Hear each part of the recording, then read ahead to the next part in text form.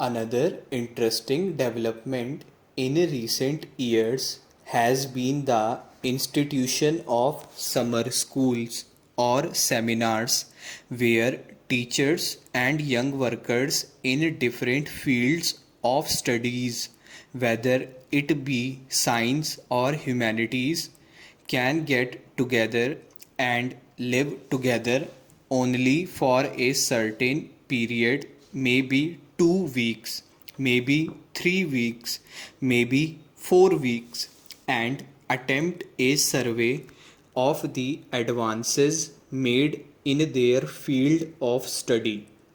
The summer schools have proved to be one of the most fruitful developments which we have had in recent times, and I have heard myself from the most distinguished scientists and other that their participation in those summer schools has brought to their notice many developments of which they were unaware. Here, I am happy to say that the two ministries with which I am associated have both been cooperating and both have taken an initiative in the matter since 2009. The summer schools have been largely increasing, and the University Grants Commission during the current year is subsidizing and helping a very large number of summer schools. Then there has been the very important question about the 3-year degree course.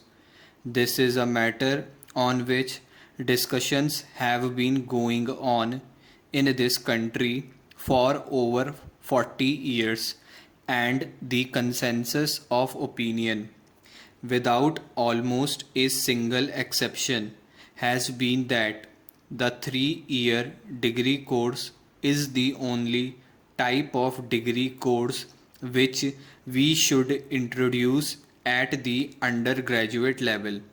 There have been differences as to whether this degree course should be introduced after 11 years of schooling, or after 12 years of education, or after 10 years of education.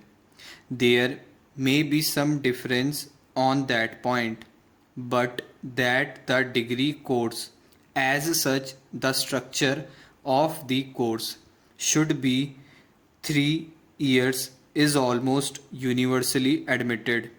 I will not go into the arguments that were given by the University Education Commission.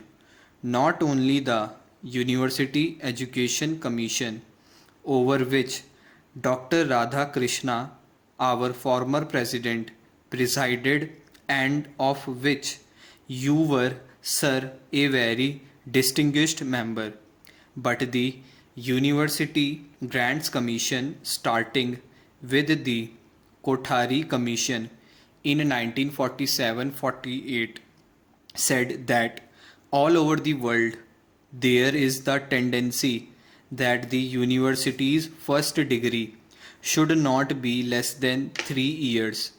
In many countries, for example, in the United Kingdom, today there is the move for making the honors course a 4-year degree course. I know that on the continent and in certain of the Arab countries like the UAR, they are planning in terms of a 5-year degree course. But in any case, 3 years seems to be the minimum. Here, if I may say so, to my mind, at times we have not, in approaching the problem, considered properly. One of the most relevant considerations, that is the question of age. We debate about a 10-year secondary education or a 12-year secondary education, but unless We assure that only young men and women come to the universities and not children or people who are in their adolescence. Nothing can be done about standards.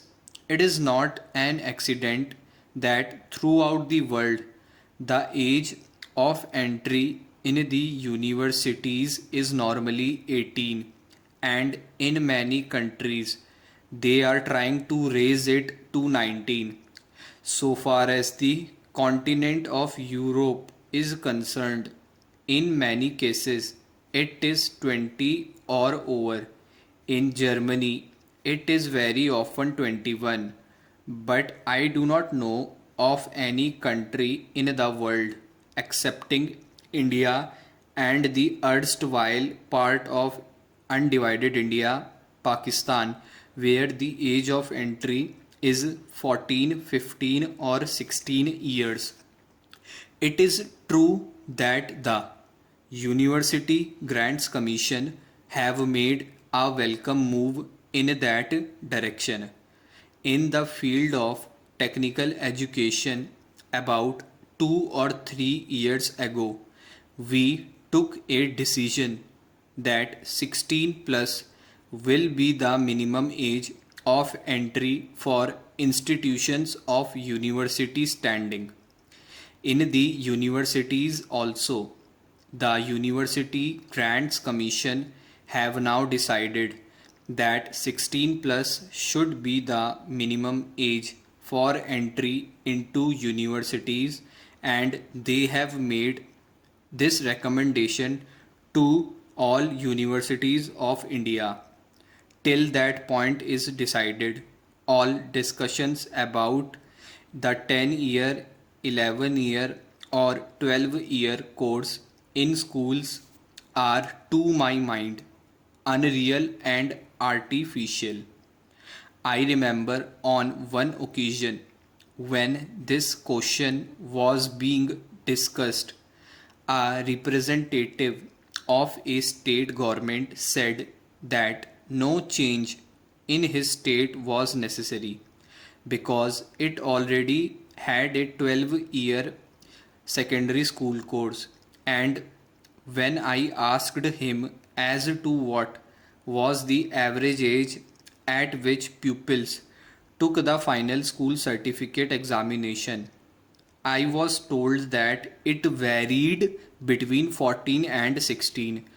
My comment on that was that if we had a 12-year course and the course ended at the age of 14 or 15,